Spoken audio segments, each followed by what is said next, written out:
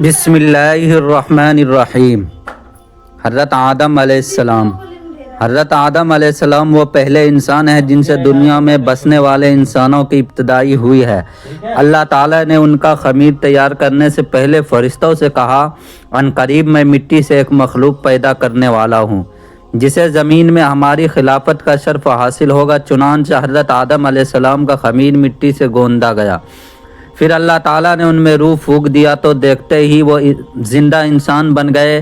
اس کے سامنے فرشتوں کو سجدہ کرنے کا حکم دیا تو تمام فرشتے اللہ تعالیٰ کے حکم کی اطاعت کرتے ہوئے سجدے میں گر گئے، مگر شیطان نے اپنی برائی اور تکبر کی وجہ سے سجدہ سے انکار کر دیا اور کہنے لگا کہ میں اس سے بہتر ہوں، کیونکہ آپ نے مجھے آگ سے پیدا کیا اور آدم علیہ السلام کو مٹی سے پیدا کیا ہے۔ اس طرح شیطان ہمیشہ کے لیے اللہ کی لعنت کا مستحق بن گیا۔ پھر اسی وقت وہ آدم علیہ السلام اور ان کے اولاد کا دشمن بن گیا۔ کھجور میں اللہ کی قدرت۔ کھجور ایک عمدہ قسم کا پھل ہے۔ ابتدا میں وہ نہایت کمزور حالت میں ہوتی ہے۔ اللہ تعالیٰ نے اپنی حکمت سے اس طرح بنایا ہے کہ ایک دوسرے سے ملی ہوئی ہوتی ہے۔ ان پر ایک گلاب چڑھا دیا تاکہ حفاظت رہے، پھر جب وہ پختہ اور کامل ہو جاتی ہے تو آہستہ آہستہ وہ گلاب پھٹ کر پھل ظاہر ہونے لگتے ہیں اور پھر وہ ہوا اور سردی گرمی بھی برداشت کرنے لگتی ہے۔ اللہ کا یہی نظام قدرت تمام درختوں، پھلوں اور پھولوں میں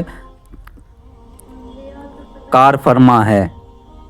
اسلام کی بنیاد۔ رسول اللہ صلی اللہ علیہ وسلم نے فرمایا، اسلام کی بنیاد 5 چیزوں پر ہے۔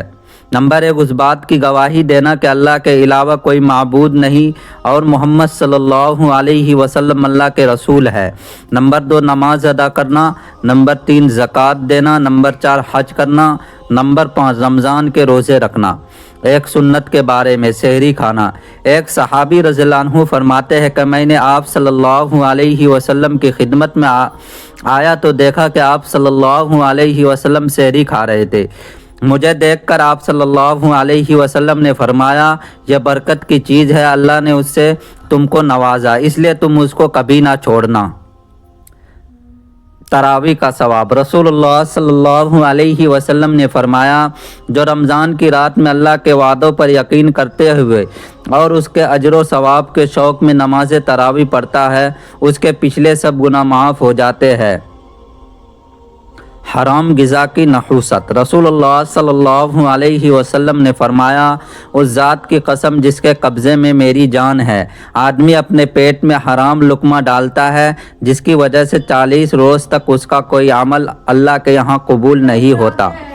حلال اور حرام کو سمجھو۔ رسول اللہ صلی اللہ علیہ وسلم نے فرمایا، ان قریب ایک زمانہ ایسا آنے والا ہے جس میں آدمی کو یہ بھی پرواہ نہ رہے گا کہ مال حرام ہے یا حلال ہے۔